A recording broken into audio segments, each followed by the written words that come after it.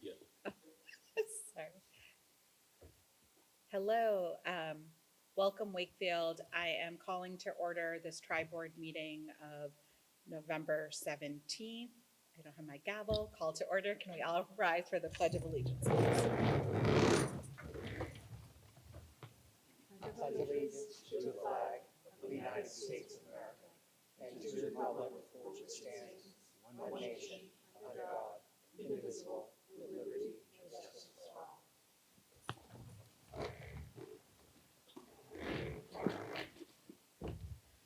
Okay, hello everyone who's in the room at the Galvin Middle School and everyone who's watching online.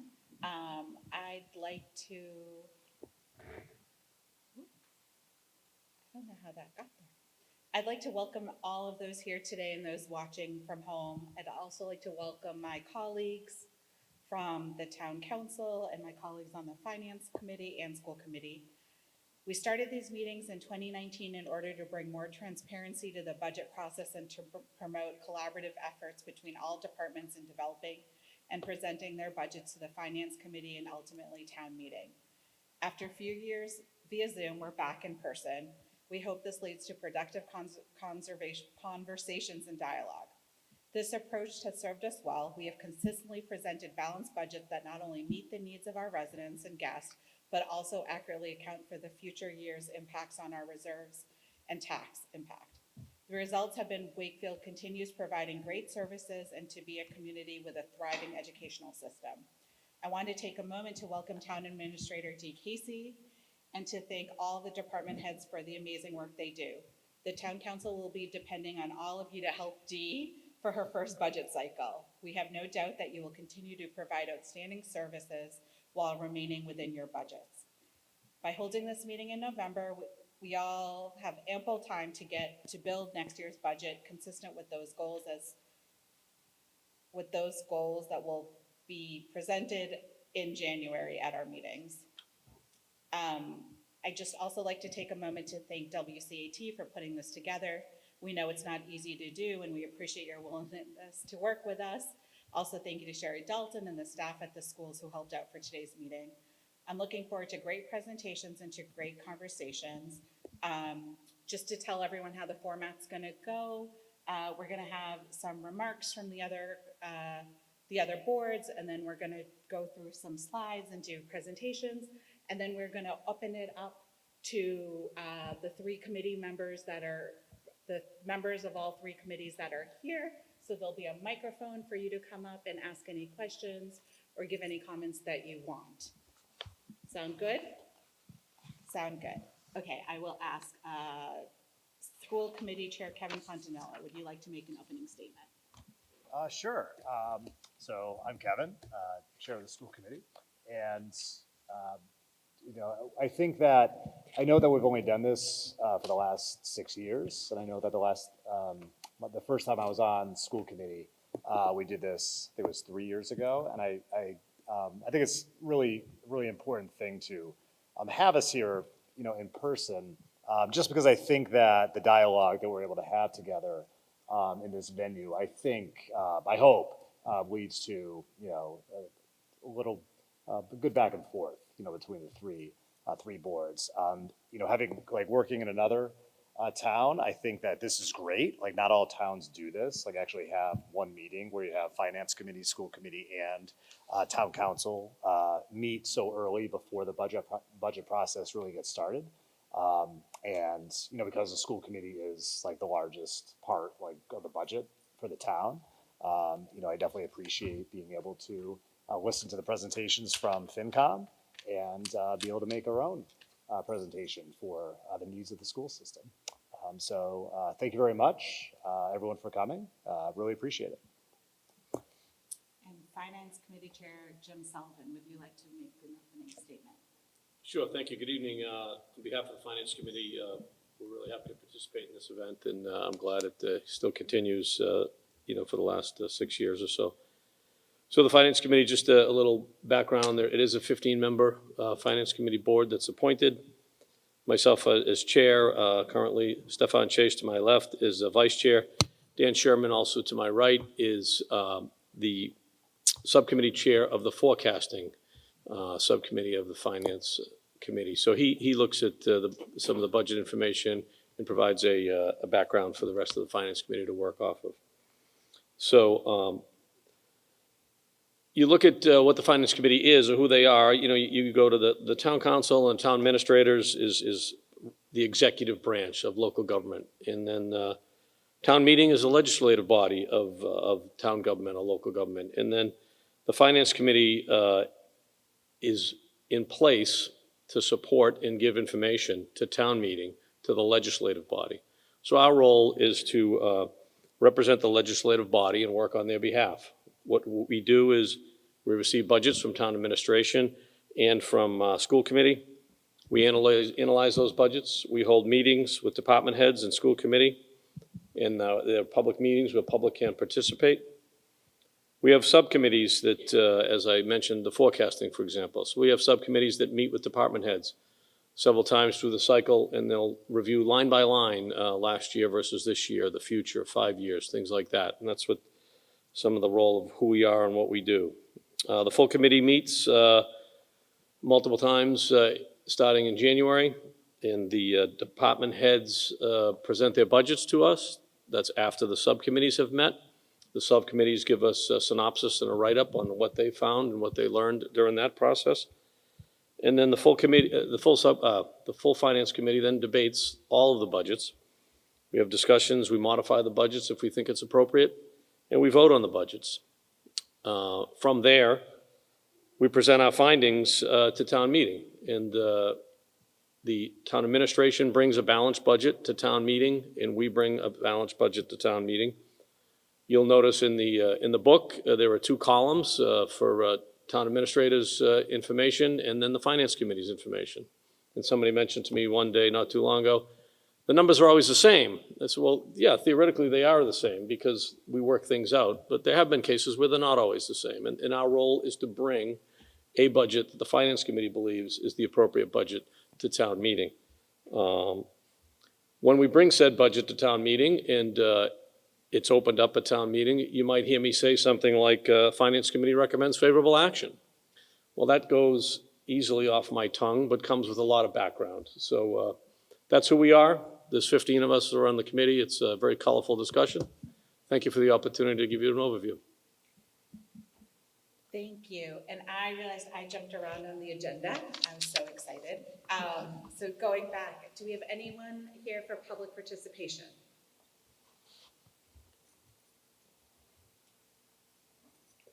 And Sherry, is there anyone online for public participation?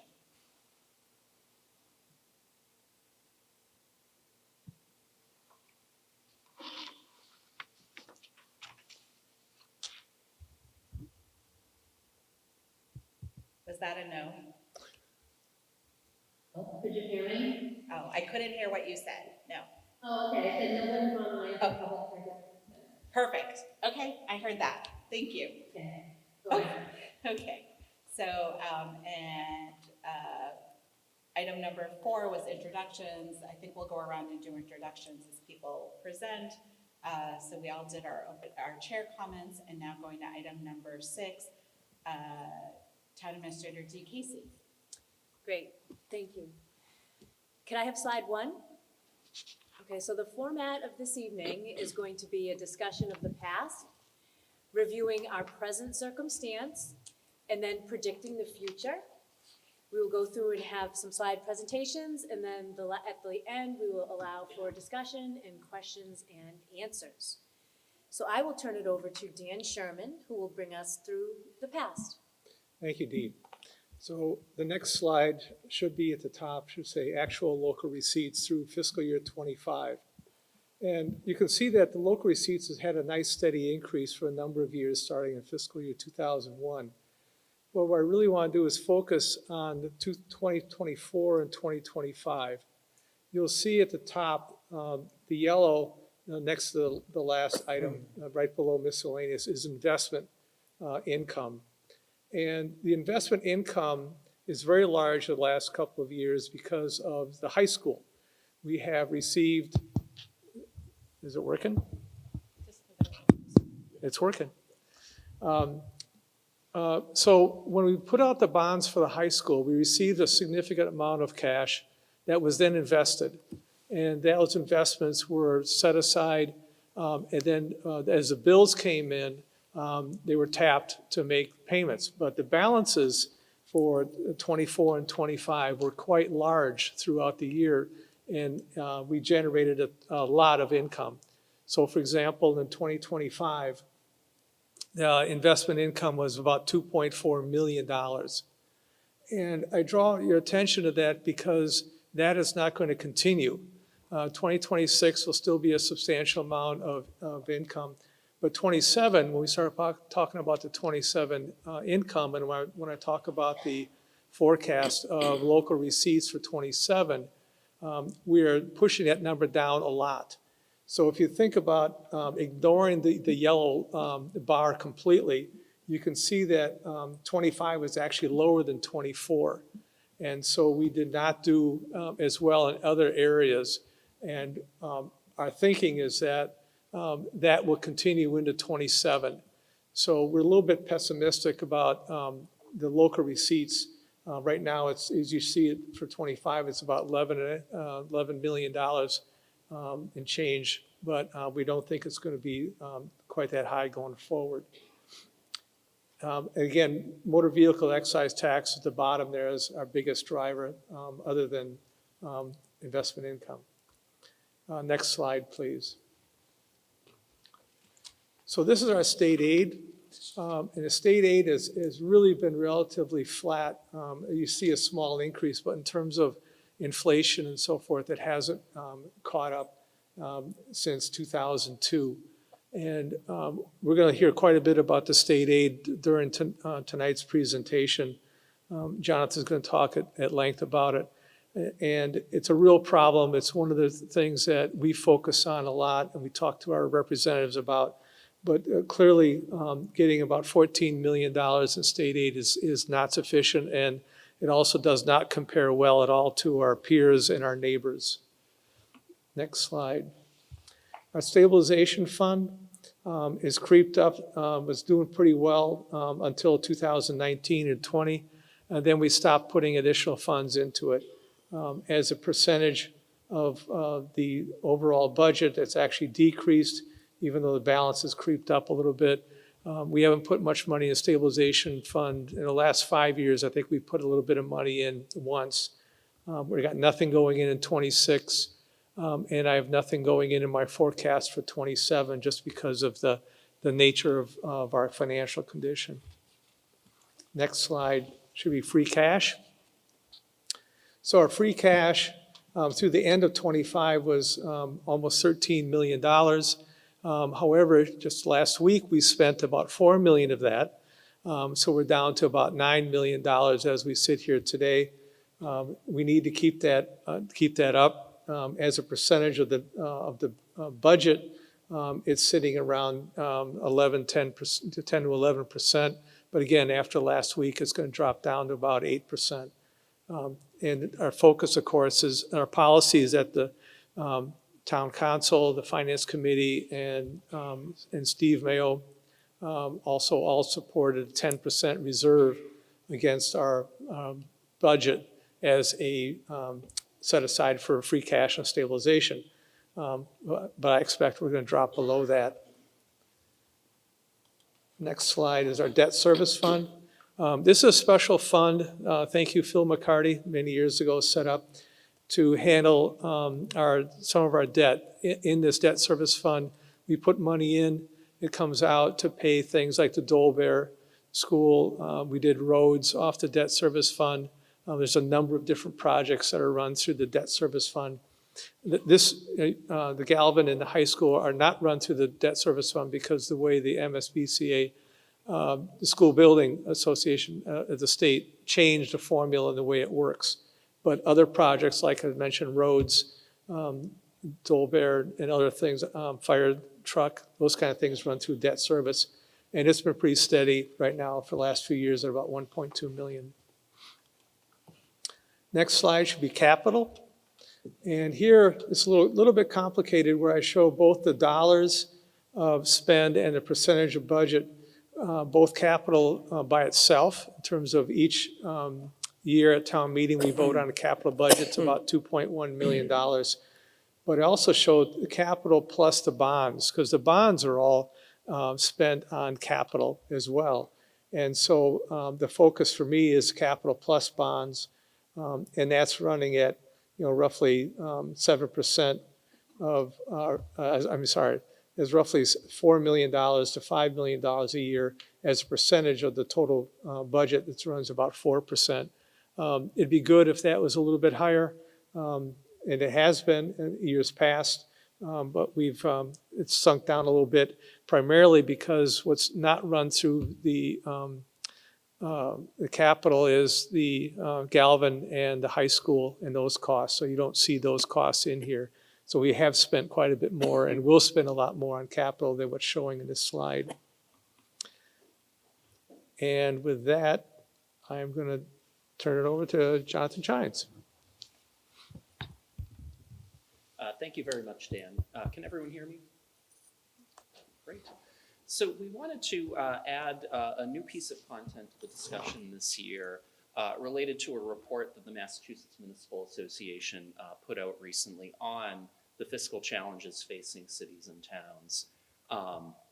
In addition to serving on the town council, I've been actively involved with the MMA for the last several years and serve as the chair of their fiscal policy committee. And one of the things that I've noticed over the years is that we've talked about a lot of the same things in those meetings that we talk about within these tri-board meetings and within our town council meetings. So to try to frame a little bit of context around what we're seeing here in Wakefield, we thought it would be useful to spend some time going through the MMA's report and sharing some of the conclusions there. The URL for the report was on that slide. The easier way to find it is mma.org. The link is right on their first page, and I would encourage folks to read that. If you wouldn't mind flipping to the next slide.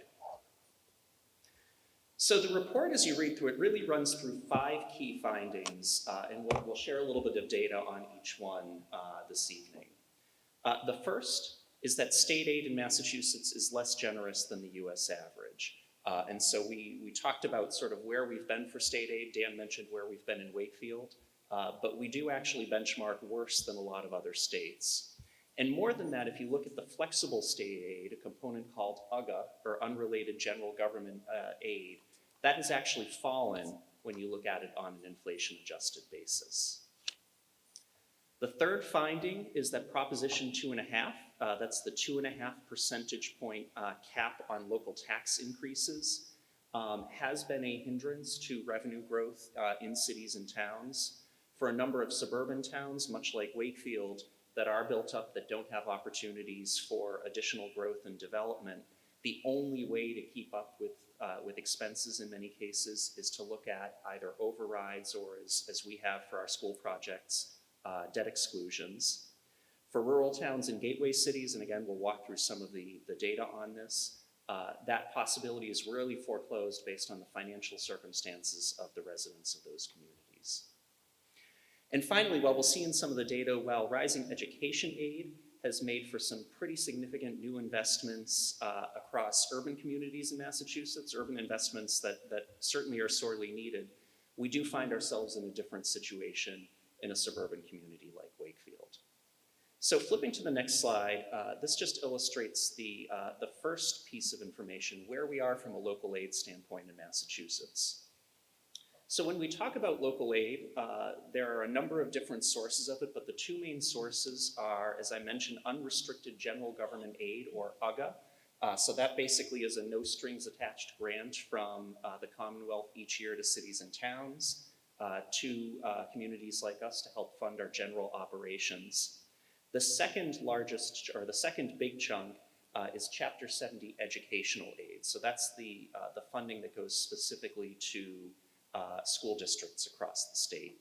There are a couple of other smaller buckets, but those 2 really make up the lion's share of local aid. If you look at the chart here on this slide, you see Massachusetts in the red. The US average as a percentage of local revenue is shown in the orange. The US average is about 30%. We're behind that by about 4 or 5 percentage points. You also see some of the other New England states as well. And while we do fare better than Connecticut in New Hampshire, we are a bit behind Maine, Rhode Island, and certainly Vermont as well. So what that means is that for communities in Massachusetts, there's more money that we need to raise through local sources, primarily property taxes, but also some of the local receipts that Dan mentioned in his presentation. Next slide, please. This chart, again, really does line up with the chart that Dan showed that had, I believe, Dan, that was the total local aid across both Chapter 70 and UGA. Dan? Sorry, the slide that you showed on local aid, that was the total across general government, UGA, and Chapter 70? Yes. Cool. Great. So this is a little bit different. This is just the UGA portion, and it also is inflation adjusted. And so what you see is exactly what Dan mentioned in terms of what we see for Wakefield, that if you go back to 2002 as our baseline year, our local aid has actually fallen in terms of real dollars to the tune of about 20% over that time.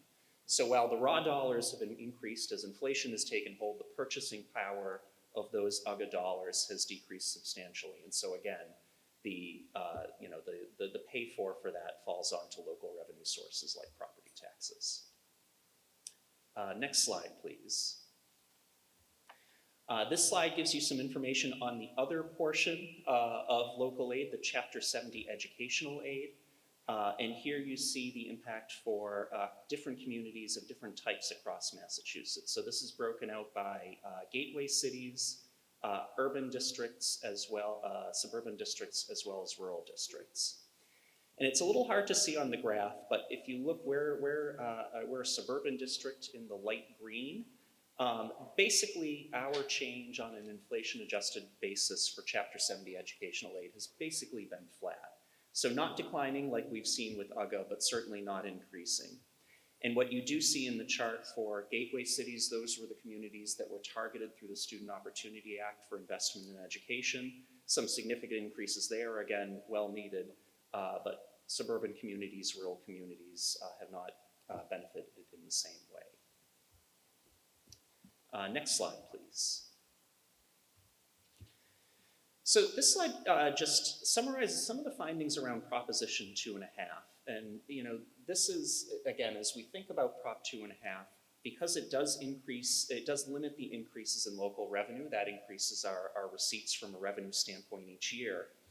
Call it the escape valve for that, really is a Proposition 2.5 override. But when you look at different community types, the challenges of passing an override can be very significant for different reasons. So one, if you look at the chart, it's in the middle under Figure 11. This lays out, what are the income, characteristics of different communities by type. And what you see for rural communities and actually increasing suburban communities is that while there is land value to think about Prop 2.5 overrides, the percentage of that value as a share of income is actually pretty high. What that means is that the affordability aspect of considering a Prop 2.5 override hits the community very, very hard. And so that is a constraint for communities looking at overrides on the suburban and rural bucket. Kind of the opposite problem when you look at urban communities. The share of income is less when you look at the tax burden. However, land value is also lower. And so the ability to capture value through a Prop 2.5 override for those communities is limited. So what that means is that when you look at what we're actually spending on services, again on an inflation-adjusted basis on the chart on the left-hand side, is that Massachusetts cities and towns have been really, really frugal compared to cities and towns in other states, as well as to state spending as well. A lot of that state spending is tied towards increases in federal Medicaid funding that came about as a result of the Affordable Care Act and some of the COVID era spending that we saw. But again, when you look at local municipalities, our real increase in spending year over year is actually quite small and fairly close to flat. Next slide, please. So what does this all mean if you put it together? Well, what this means is basically that municipalities are strapped. And as we look at the fiscal challenges facing state government, the concern is that those challenges at the local level will become more and more acute and will affect our ability to think about maintaining services for schools, public safety, libraries, roads, etc. Question is, what do we do about that?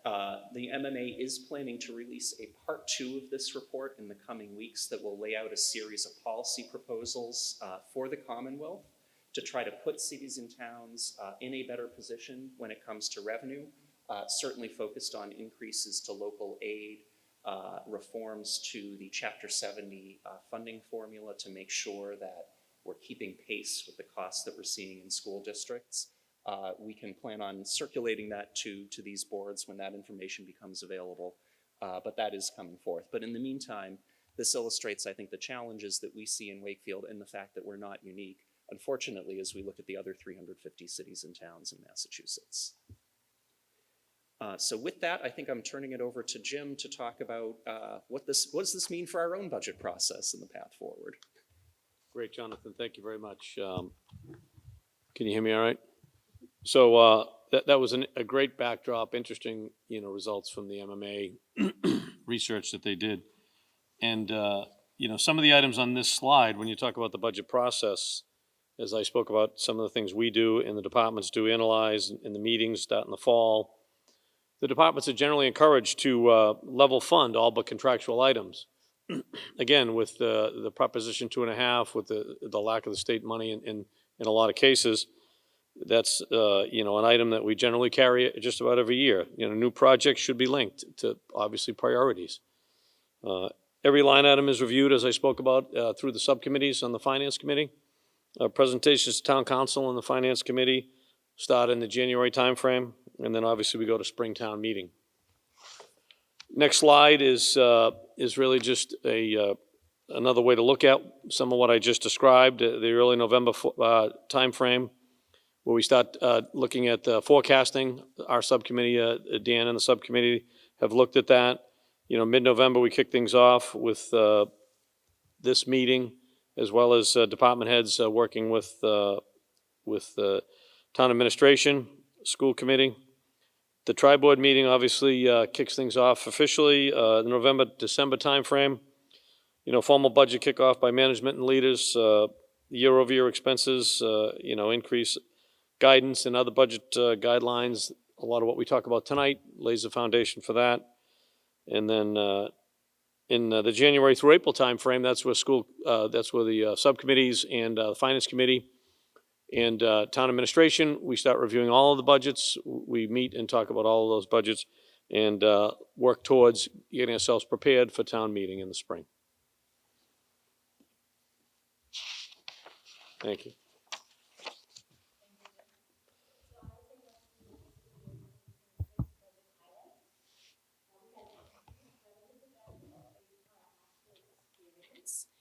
We did see an increase in new growth. I just want to make sure that, we highlight this is going to be slowing down. Our bigger projects, like the head of the lake, we don't have bigger projects like that in the pipeline. So new growth will be slowing. As always, we're trying to position ourselves for the long term. We had increased capital expenditures. Again, we want to make sure we're focusing on the prudent maintenance of reserve, such as our OPEB account, which has $37.5 million in it, and the Comprehensive Stabilization Fund that has $3.5 million. Again, this year we needed to use $4,050,000 of free cash to balance the FY26 budget. Switching to revenues for fiscal 26, the real estate taxes were $94.4 million. Local receipts were $8.75 million. Free cash was certified at $12.9. The gas and light plant and the pilot was $989,000. State aid was $14.43 million. New growth was $1.68, and available funds were $280,000, and those are offset items such as the sale of cemetery lots, the library trust, and school bus fees, for a total of $120.5 million. What were some of the revenue results from last year? We anticipated local receipts at $8 million, and they actually came in at $12.2. So we had a positive factor of $4.2 million in fiscal '26. Our state assessments in '26, our MBTA final budget was $711,000. Charter school was $1.8 million. And other areas was $183,000. And these are things like our mosquito control program, air pollution, and the MAPC, or the Metro Area Planning Council, for a final budget of $2.7 million. Looking at state aid 2025 versus 2026, $376,000 this fiscal year as opposed to $391,000 in fiscal '25. And I believe Councilor Chines did a great job of discussing why that is a huge factor for cities and towns heading into FY 2027. And it does continue to be a source of concern. So what are some of our budget factors? State of the state. So I sit on the MMA's executive board, and tomorrow we have our executive committee meeting, and we are going to discuss the report that Councilor Chines just spoke about in the morning. And then in the afternoon, we have the Local Government Advisory Commission, and where we will hear from Secretary Gorkowitz, who is the Secretary of Administration and Finance, to give us the state's revenue forecast. So that will be a very exciting meeting tomorrow, and I'm looking forward to hearing what they have to say. Budget factors, again, union contracts. On the town side, we have 5 major unions: the town supervisors, fire, police superiors and patrol, and also DPW. I did want to make clear that under the statement you made about contractual items, any vendor contracts and collective bargaining agreements that already have been settled for fiscal year '27 have already been settled, and the town is committed to those. Group health insurance, again, we're seeing double-digit increases. We anticipate, unfortunately, that will continue through next year. But I always like to end on a positive note. Looks like local receipts are doing pretty good to date. Our meals tax, $129,000, hotel, $201, excise, $608, and building permits, $105. And thank you, and I will now pass it over to my colleague, Dr. Lyons. I'll actually, just. Or Kevin. It's fine, it's fine. Are we on the new slide? Yes. Yes. Okay, thank you. Yeah, I just want to talk a little bit about the investments that we've made in this town for our schools. Now, obviously, the election that we had, the special election we had to fund a brand new high school that we see, that is a current picture, November 2025. Obviously, this is the biggest investment, that we made on a pure, financial level. And if we move to the next slide, this is a rendering of the brand new building that is on time to open in January 2027. Now, obviously, when we look at this picture, when the voters of Wakefield voted to build this great complex that we're going to have in a year and a half, really about a year, everyone takes pride in the actual physical rendering, right?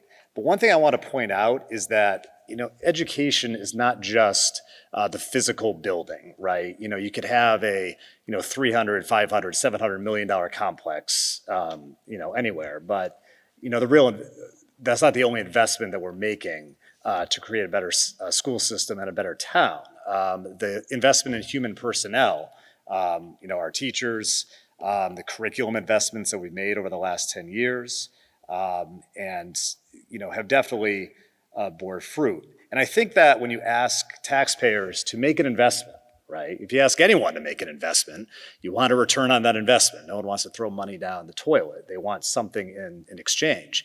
And I think that looking at the results, that we've gained over the past, 5 to 8 years, even on an educational level, not even talking about a building level. And I know we have the Galvin and we've had capital improvements as well. Even this year, we one of the only towns or cities in eastern Massachusetts to have regained the academic losses that hit everyone since COVID. I'm not saying that we're the top MCAS town in the state. But what I am saying is that if you look at what our growth rate has been since 2020, we are one of the best towns in Eastern Massachusetts, and that's just a fact. And I think that, the investments that we have made in our school system, we have gotten a pretty good return on that investment. And I expect that the building that the great new high school we're building is going to continue on this process. Having said that, we do realize that there are financial, strains that are happening. We brought up health insurance. We all know the health insurance costs, a major driver, especially, in our budget with our, massive personnel costs. So we move to the next slide. I just want to give the town basically an overlay of how the budget is created on the school side. The school budget is the biggest budget by far out of all the municipal budgets. And the way it works is there is a subcommittee that's called the Finance and Facilities Subcommittee. And this is a subgroup of 3 school committee members. And the subcommittee is pretty much tasked with working with Dr. Lyons and all of our executive personnel to create the budget. And one thing, and I was on this subcommittee a couple of years ago, and one good thing about this process is that we are in constant communication with our finance committee liaisons. And that's very important. It's not like we create this budget and then all of a sudden at the very end just pass it to the finance committee and say, take a look. It is a collaborative process that is happening as it goes, as the budget is being created. So in this presentation that Dr. Lyons is going to make, we've made a forecast for special revenue funds. These are additional funds that are being raised by the schools that can be used for possible offsets to help support the local budget. We're also going to report the proposed budgets versus the 3 years of the actual budget line items, seeing the positive and negative there. We're also going to determine if it's going to be possible to share funds like we have done in previous years at the end of this fiscal year back to the town to help with offsetting the financial shortfalls that we may have, and constantly be communicating the knowns and unknowns to forecast basically the budget drivers and impacts in the end to create sustainable budgets that are going to allow us to be on a sound financial footing. And I'll pass it over to Dr. Lyons. Thank you so much, Kevin. If we could do a little context setting, just very quickly, I'd like to introduce myself. My name is Doug Lyons. I'm the superintendent of schools. This is the start of my 11th year here, and I'm particularly pleased of the work that we've been able to do, both with Town Council and FinCom in creating the budgets that we have over the last number of years. The Wakefield Public Schools serves 600 employees that are made up of 7 bargaining units. And that group of personnel is here to educate the 3,441 students in our 7 schools. And so we take this work very seriously, and I appreciate Kevin's comments about this isn't just about debits and credits.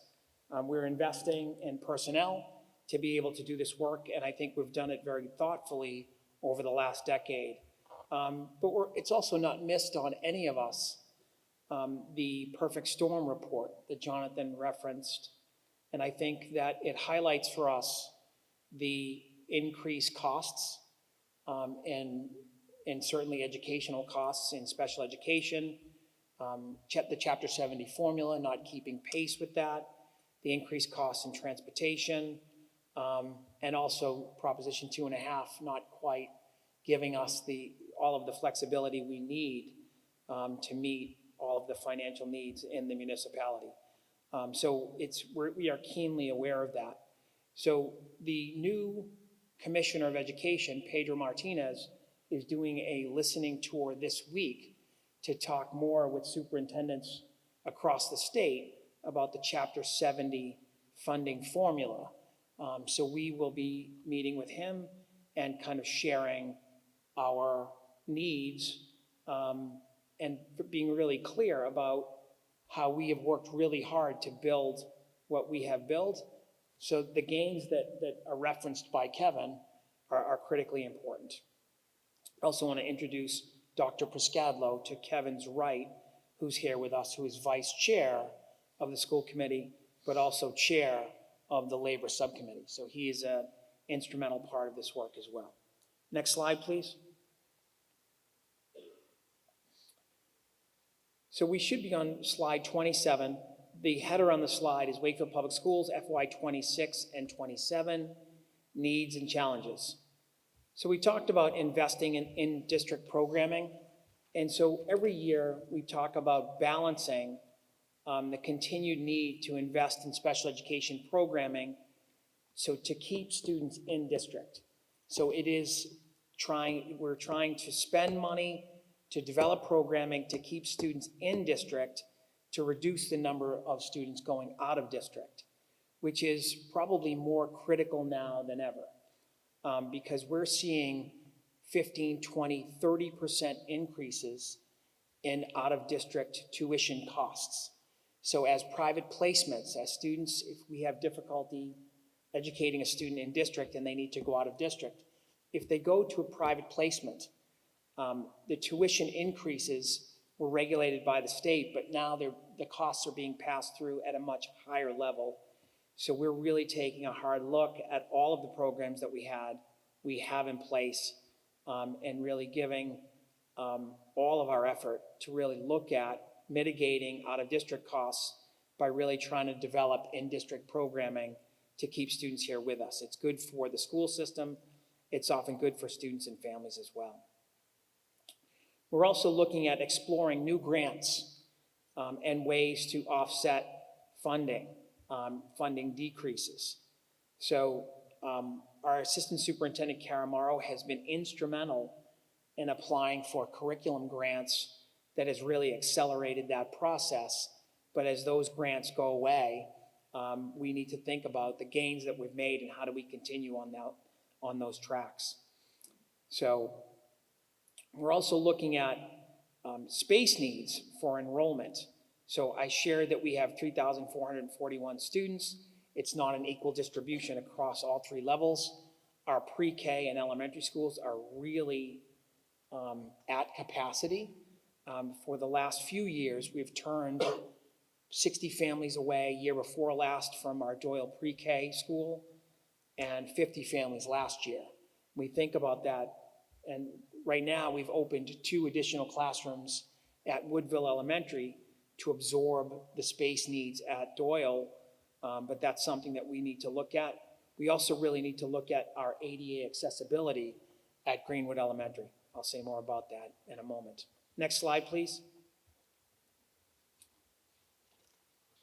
So this is a snapshot. This is slide 28. This is an all funds budget, and it is a 5-year snapshot over what our total expenditures have been, but also it includes offsets that we have included that initially came from ARPA on the town side, but now have we've built in offsets through our revolving accounts to best support and to decrease the overall ask from the tax levy. So we're really pleased to have been able to do that, and we will continue to try to do that as long as we have availability of those resources. Next slide, please. This is again a kind of a context slide. At this point, all of our costs for the last 2 years has really been personnel. And so when you look at supplies and materials, kind of level funded, and contractual services, if we can't develop something or if we don't have it in district, we will contract out. But our major costs, our major increases are in labor. Next slide, please. We wanted to include some information to share with the community the reduction in some of our grants. We've had almost a $10,000 reduction in our Title I grant, our special education early childhood entitlement grant, was reduced by $49,000. Our Metco grant was level funded with an increase by about 10 or 12% for transportation, which results in a 10% decrease. So we've also kind of gotten new grants. We've gotten a Cummings grant of $33,000, but the overall grant reduction is just shy of $120,000. When those real-time reductions happen, the way our budget is set up is we do our best to communicate effectively with school committee and the town and also FinCom to let everyone know what our needs are and how we're kind of mitigating those needs. For the last number of years where we have had cuts, we have absorbed those cuts in our budget that we have asked for from the tax levy, and we've kind of just cut budgets. We've cut supplies, we've cut materials, and we will continue to do that the best we can to offset costs, but we're getting to the end in that space. Next slide, please. As the administration collaborates with school committee and with FinCom and with town council, we talk a lot about knowns and unknowns. For FY27, in regard to preparing the budget, known challenges for us are going to be hiring personnel where there are shortages, increased special education costs, I talked about that a moment ago. We're kind of one for one, we're getting pass-through costs that come from tuition and transportation. We also have an increased number of multilingual learners and their needs as they advance from grade to grade. It's different being a multilingual learner when you're in first grade than it is when you are in middle school or high school. The expectation, both at middle school and high school, is that you will have enough English to use that language to learn. When you are younger, you can adapt more quickly, but when you're older, having that deficit can be a challenge. But the expectation is not that kids achieve at a lower rate, but the expectation is that we support students so that they can achieve at a rate commensurate with their peers. So more to follow on that. We're also looking very closely at our curriculum and professional development needs. The unknowns, additional special education costs, things that are not known to us that we cannot prepare for is when a student or family moves in from out of district into the district and their children have needs, or if they're being educated in an out-of-district placement, that often comes with a cost share from the sending district. We're also looking very closely at contracted services and kind of the pass-through costs that are happening there. We're looking at transportation costs, and I mentioned Chapter 70 a moment ago. We're also looking at state funding for food service. So for the last number of years, the state has funded meals for our students. That has been a tremendous benefit for our kids. It's really been a particular benefit now with the uncertainty with SNAP benefits and the increased needs in our community. We've also felt that as our food pantry is kind of increased, the needs there have increased by about 35%. But that is also part of the work that we do, and we feel that at school as well. So finally, I'd just like to close out by just discussing the next slide, which is slide 32, FY26 challenges and beyond. Things that we need to continue to look at are enhanced school safety. We also need to look at cybersecurity and the security of our technology that we're using, including AI. We need to secure state funding and kind of improve Chapter 70 as well as circuit breaker. We need to look at ADA accessibility in our schools because some of our schools are not up to code in this area. And that's a particular vulnerability for our facilities that could affect students not being able to be educated in their home schools. Something very serious, and I'll be talking more about that both with our Finance and Facilities Subcommittee and also with our capital when we talk about capital improvements as well. And I don't want to miss or kind of leave my slides by not kind of highlighting again what Kevin Fontanella shared, is that we've made significant gains in Wakefield. Wakefield is a place where people want to come and raise their kids. And it is in part to the schools, in part. It's not the whole reason. But I believe we are a part of that, and I couldn't be more proud to be part of that. But it has come at a tremendous effort, and our teachers, we can't thank our teachers and our administrators enough for the work that we do.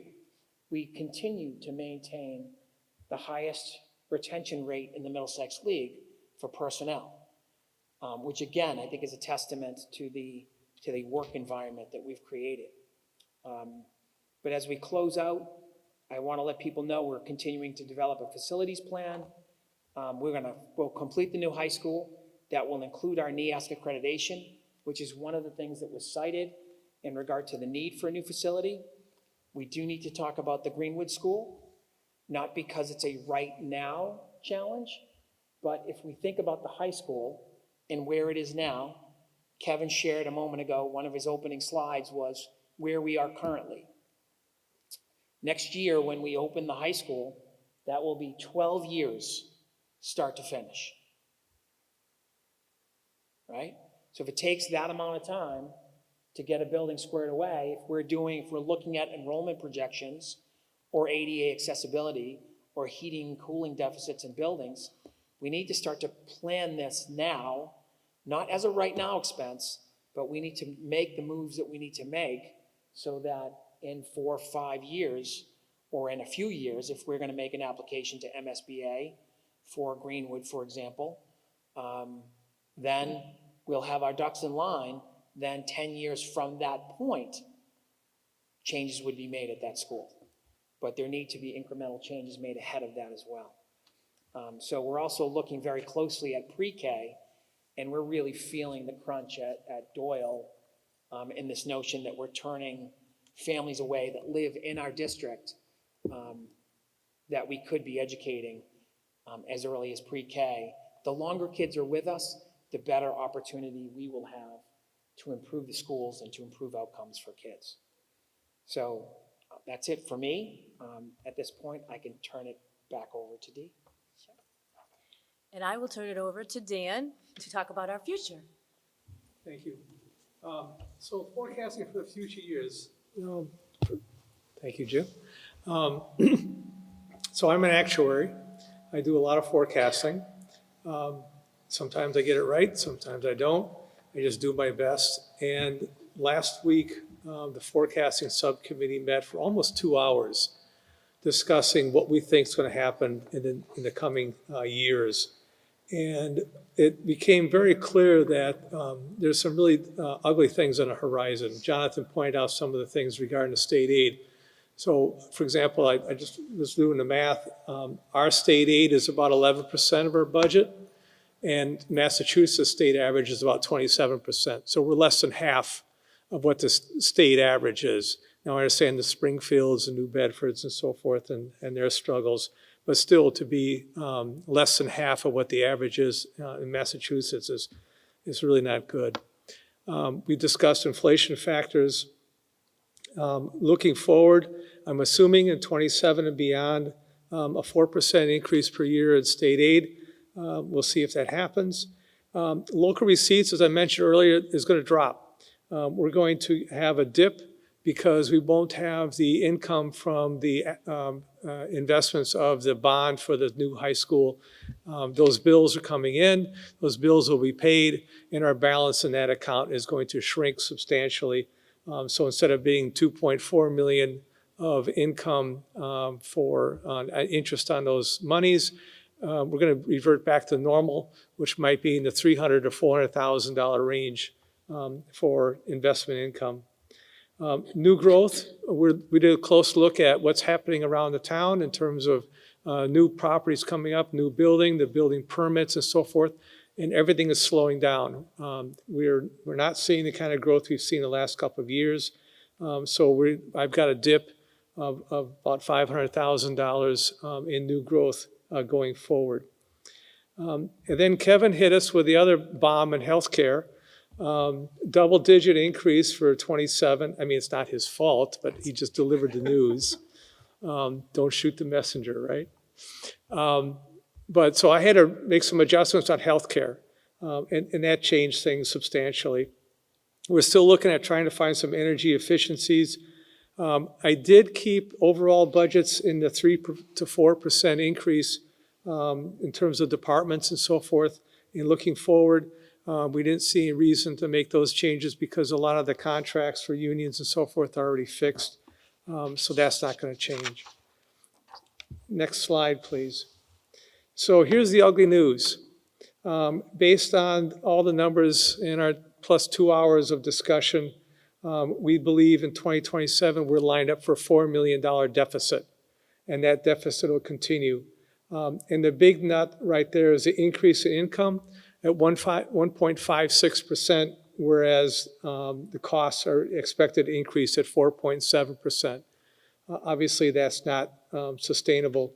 156 is basically because of, again, local receipts and the income we're getting from the investments and a few other factors that we just don't see a lot of good increases there. It's going to be anemic at best. So that $4 million deficit, and of course increases just with inflation going forward, you'll see the increase in cost and increase of income are roughly the same, 3.9, 3.8%. So we really need to, something has to happen to fix that. I know one of the things that was brought up last spring and over the summer, Steve talked about having a trash fee imposed. Prop 2.5 has been bandied about a little bit.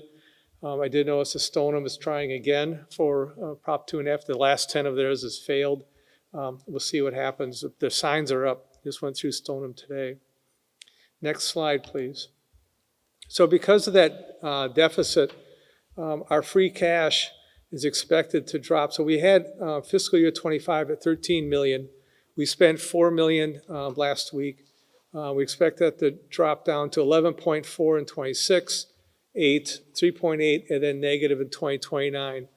So some serious changes have to happen. We cannot continue in the same trajectory that we've been on. We need to get some more funds from the state.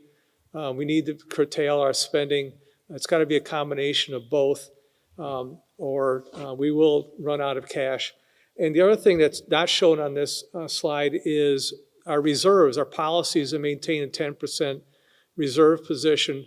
10% of our total budget is in either free cash or in stabilization. I received an email today from one of my clients. It said, Dan, can we tap our OPEB trust fund to pay retiree medical benefits?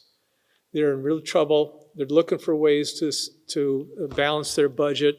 And I said, well, it's designed to, that way that you pay those, benefits from the trust fund, but you also have to contribute to it. They said, no, we can't do that. All we're going to do is take money out of the OPEB trust fund to pay help pay our budget and keep it solvent. And their worry, of course, is now that they are a AAA community.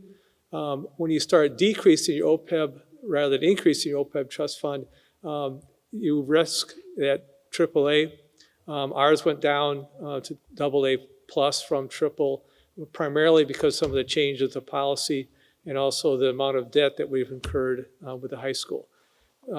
So I'm sorry to be the bearer of bad news, but please don't shoot the messenger again. So anyway, with that, I think I'll turn it back over to Dee.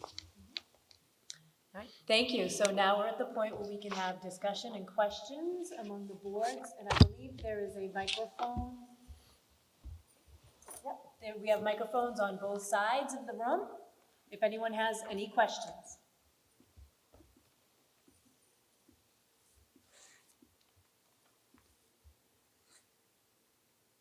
Can we ask a question?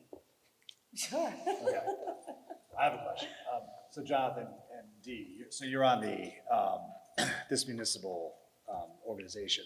Do you have any ideas about what they're going to suggest in terms of recommendations to try to to deal, because, I mean, this isn't just affecting us, right? Like these financial pressures, whether it's health insurance costs, special education, like everything, right? It's affecting all the towns around us. I didn't know if you could give us a preview of. So we had a lengthy discussion within the fiscal policy committee. We had a half-day retreat where we went through the report and spent a lot of time brainstorming, what are the asks that we have? What are the recommendations that we have coming out of this? And I would say we looked at everything from, tax policy to, changes in state aid formulas. I think it's early to say sort of what the recommendations will be because, for example, they haven't gone through the MMA executive committee yet. So I don't want to really preview some of the things that we've talked about, but I would say, it was a wide-ranging discussion. I think there'll be some creative ideas that come out of that report when it's ready to be released. I don't know, Dee, if there's anything you'd want to add. Yeah, no, I don't want to get in front of I don't want to get in front of the executive committee, but I think unrestricted government aid is the one way that cities and towns, have the freedom to use the money where they need it, and getting support from the state on that might be a good avenue for us to look at. I think another piece, we could probably spend all evening talking about the Chapter 70 formula. It's extremely detailed, and one of the things that we've talked about for years is, we seem to get less than surrounding communities. There are reasons for that are formulaically driven, including, percentages of things like, English learners in our school system, students who qualify for free lunch and so forth. But I think that is another area where there is some significant concern about how the formula is constructed. One of the ways the formula works is that every community gets basically a minimum aid increase each year. Historically, that has only affected, maybe 20, 25% of districts in the state. Right now, it's well over half, including Wakefield. Last year, was the first time that we actually qualified as what they call a minimum aid community, meaning that had it not been for a minimum increase in Chapter 78 that was set by the legislature, our increase in Chapter 78 would have actually been a lot lower than what it was. And the fact that you now have more than half of the 351 cities and towns in Massachusetts relying on that minimum aid increase does signify that something in the formula isn't working the way it was intended. And so that I expect will be something that, without previewing what that recommendation might be, I think looking at that formula is something that's pretty clear is an imperative that the state needs to take. And I think too that the Secretary of Education is coming out, meeting with superintendents. I think they also see that there is a definite issue with the funding and the formula.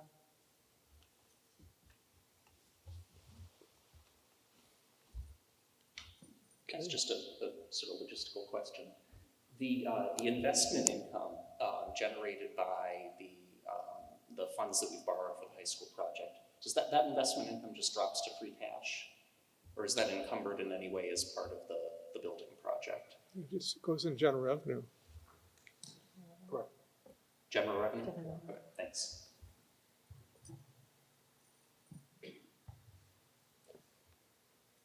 Any questions from the boards and audience?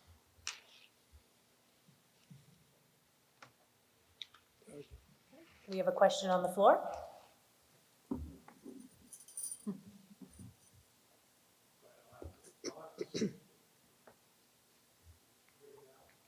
No. No. Speak up. Stand up. I'm live now. Dan, I guess one of the questions is like, this sort of feels like we've been Cassandras and having served on it for a long time, on the forecasting committee. For years, we have continued to predict $1 million, $2 million deficits coming just around the corner, and they have not materialized. I grant you that there have been things in our favor, but this is like probably year 4 in a row that we are projecting a much wider chasm a year and a half out. And if you look back a year and a half, our revenues have ended up probably $2 million or $2.5 million ahead of where we thought we were going to be in April of 2024. So I guess the concern here is that we are, and I don't want to like say we're in a much better fiscal situation, but what I don't want to do is I don't want to artificially scare the constituency or think that we have to, we have to tighten our belts. I just don't think I don't think we should be projecting $3 and $4 million deficits growing to $7 million deficits. It's probably not likely. Well, I concur. I concur that clearly we're not going to do for 2029 and 2030 be, running out of free cash. That's not going to happen. The whole point is just to say the current path that we are on, that's could happen. I don't think it will happen. But regarding the local receipts, one of the things that blindsided me this year was the fact that we got $2.4 million on income because of the bonds for the high school. That wasn't anywhere in my formula. It never crossed my mind that we would have that much money earning, 4 or 5%, and waiting for the bills to show up and generate 2.4 million. I mean, I would never have considered that unless I knew a lot more about the financing of the high school. So that caught me by surprise. But if you go back to that graph on the third slide, you look at the trend without the yellow line or the yellow bar, it's pretty flat. And I was going to put in $11 million for 27, but the other members of the committee last week said, no, I think we're going to do better than that. We'll put in 11.5 for 27 for local receipts. I hope they're right. I hope I'm wrong, but we put in 11.5 for local receipts for 27. If I could just add to that, Doug's point is well taken. I'm part of the forecasting committee as well, and obviously with the broader board. We've had a lot of places where money has come up beyond our forecast every year. It could be medical savings, it could be investment savings. It's the head of the lake, it's the electric line that generated one-time revenue for us that didn't increase the schools, and these aren't necessarily unforeseen activities, but they are sort of one-off activities, and we haven't run out yet, Doug, but I'll be curious to see where the next one-off might come from that's going to help significantly. And we did work to encourage our forecast to be a little more optimistic than maybe where we started the other night. So appreciate it. And for those watching, that question came from Counselor Butler. Any other questions?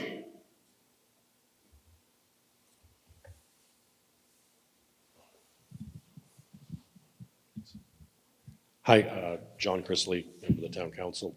Dan, in your presentation, you talked about energy efficiencies. That's kind of an area near and dear to my heart. Can you talk a little bit more about what FinCom or the town has been thinking about in terms of energy efficiencies for town facilities, I'm assuming? Actually, we need someone from the DPW here to address that. 'Cause I know that was a spot that Steve was very much into, and he talked at length about the energy efficiencies. I just know that that's a process that's ongoing at the town level, but I can't give you specifics unless there's somebody here from DPW who could address that.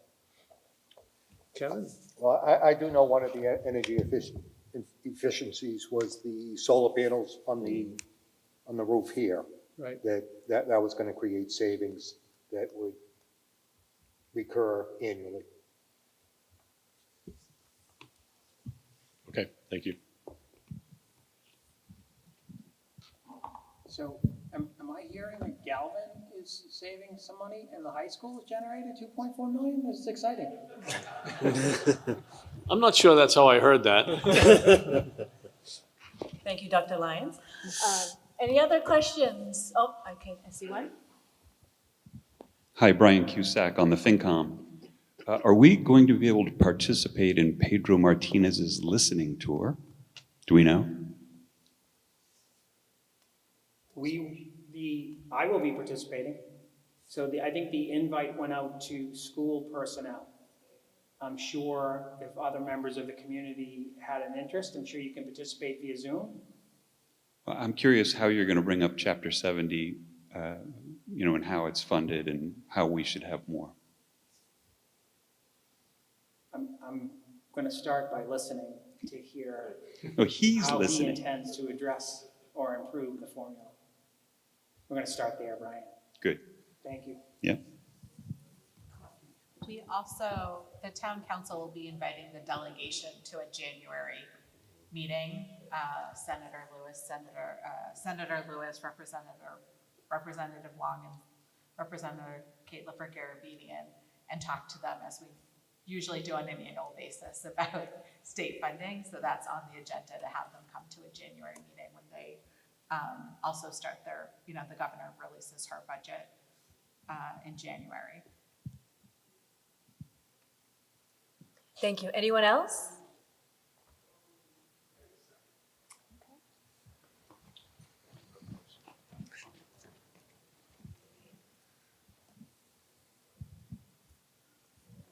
So in terms of stepping on the third rail, we have 4 elementary schools, and we have 2 that have about 450 students, and that 2 that have between 2 and 250, let's say.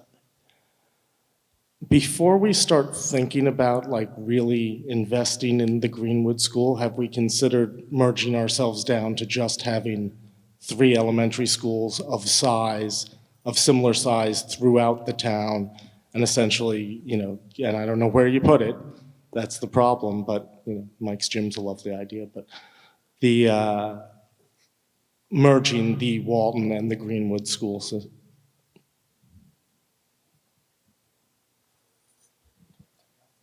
Sure. So Doug, I want to make sure I heard your question. I'm going to repeat it. So your question is, have we considered or thought about 3 large elementary schools instead of 4? Is that correct?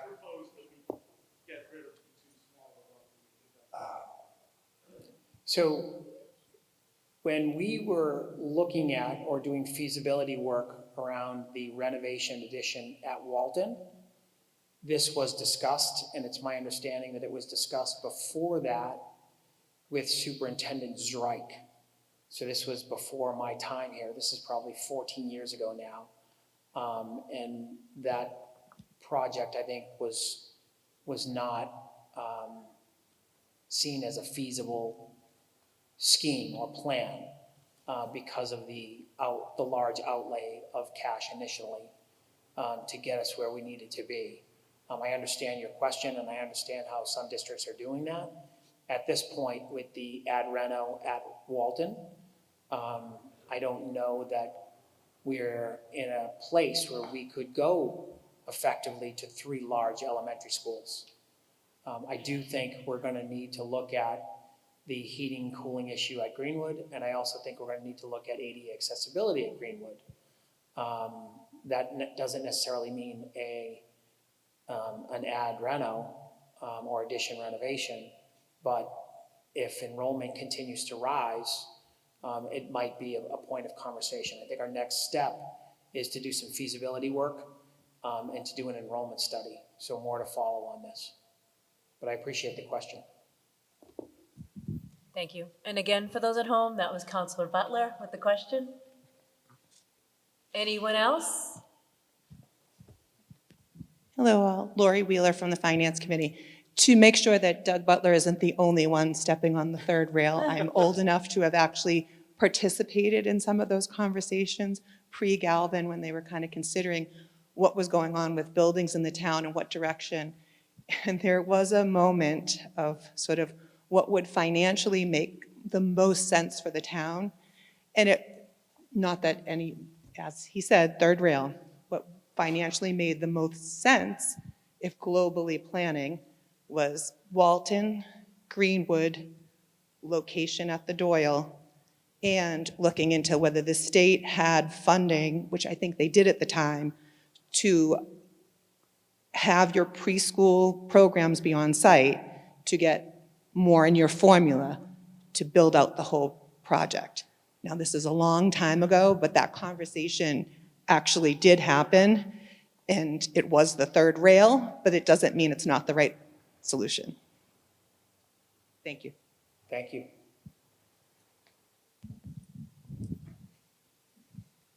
Any other questions?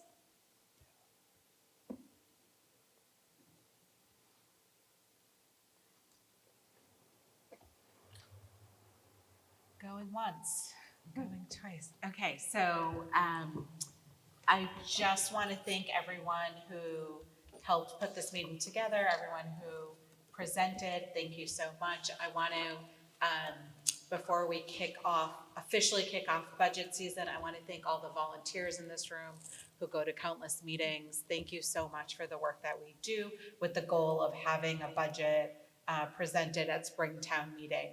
So I just want to thank everyone. Congratulations, Dee, on surviving your first tri-board meeting. We'll have many more. And with that, do I have a motion to adjourn? So moved. Seconded, great. All in favor, say aye. Aye, great. Thank you very much.